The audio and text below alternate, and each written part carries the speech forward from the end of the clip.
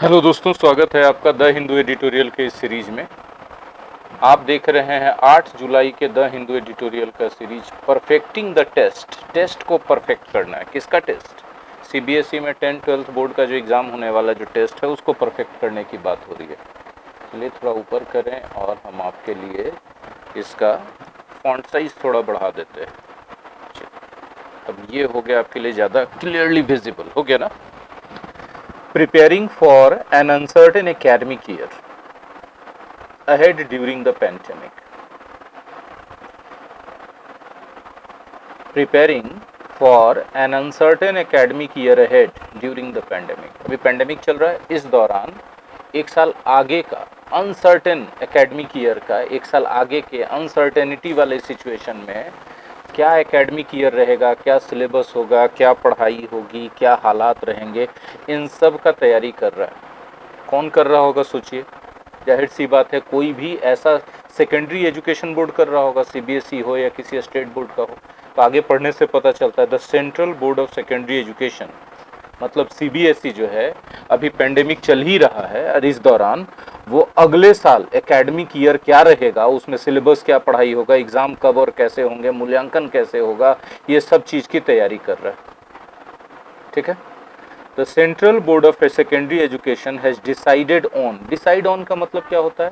मतलब बहुत सारे विकल्प आपके पास हैं, उनमें से कोई एक विकल्प आप तय करते हैं कि इस रास्ते पे जाना है, तो आप डिसाइड नहीं, डिसाइड ऑन करते हैं। डिसाइड ऑन का सिंपल सिनोनिम्स आप समझ सकते हैं, सेलेक्ट। आप क्या समझ सकते हैं? सेलेक्ट, है ना। The Central Board of Secondary Education has decided on an assessment scheme for class 10 and 12 for 2021-22 under various scenarios। बहुत सारा सिनेरियो अभी हालात चल रहा है, उसके तहत 2021-22 का जो सेशन होगा 10वां और 12वां का, उसके लिए central school board of secondary education ने एक असेसमेंट स्कीम डिसाइड किया है, तय किया है, निर्धारित किया है, including the possibility that board examinations can be conducted should circumstances improve। और इस बात की संभावनाओं से भी इनकार नहीं किया है कि बोर्ड एग्जाम कंडक्ट किया जा सकता है, तब अगर should circumstances improve, अगर ऐसा तभी होगा अगर परिस्थितियां सुधरी तो। ये काल्पनिक बात है ना। शुड जैसे बोलते हैं I would help everybody should I become a billionaire, मैं सबकी मदद करूंगा। आई वुड हेल्प एवरीबडी, मैं सबकी मदद करूंगा।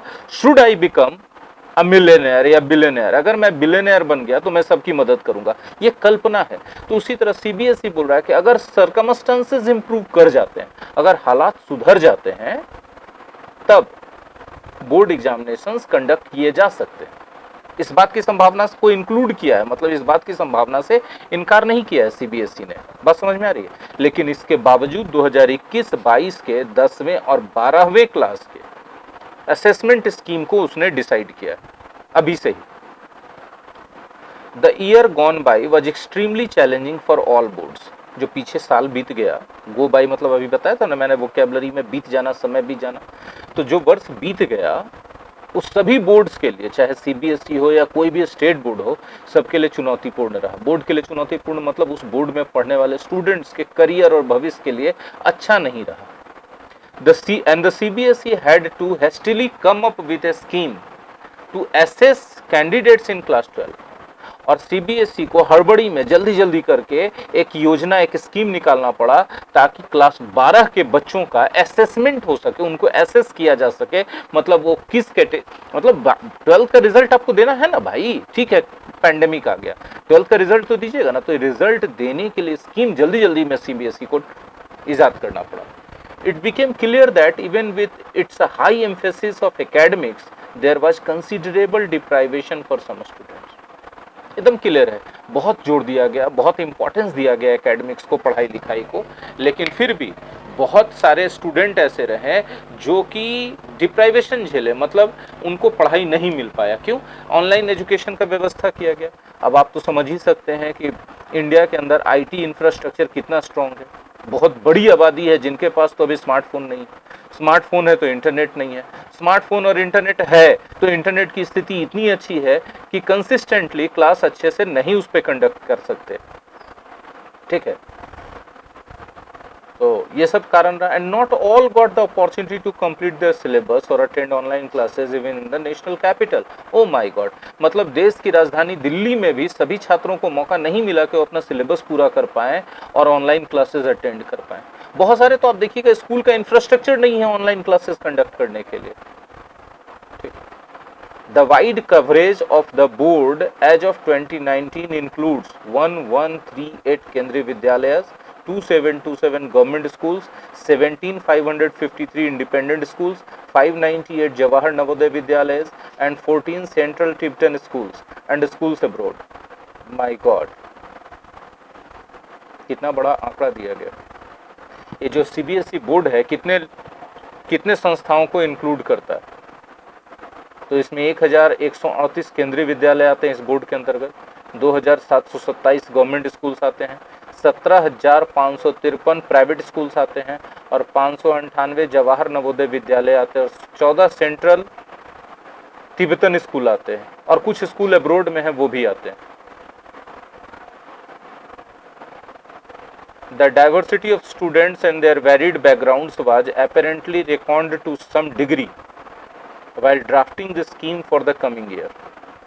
The diversity of the students and their varied backgrounds was apparently reckoned to, इस बात को ध्यान में रखा गया कि सभी स्टूडेंट्स अलग अलग क्षमता के हैं, उनका बैकग्राउंड अलग अलग है।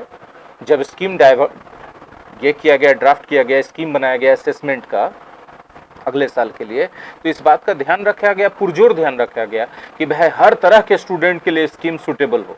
ठीक है, which includes a mix of internal assessments for class 9, 10 and 11, 12 and term examinations in November, December and March, April 2022।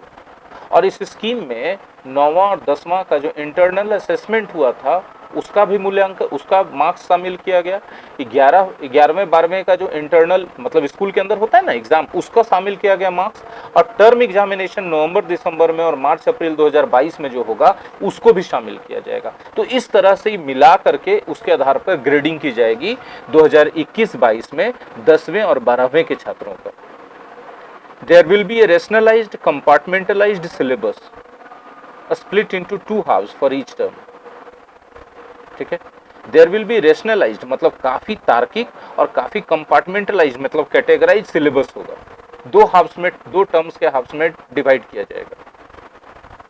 The scheme which has the benefit of advance planning unlike the past year must be responsive to the issue faced by all institutions in remote locations.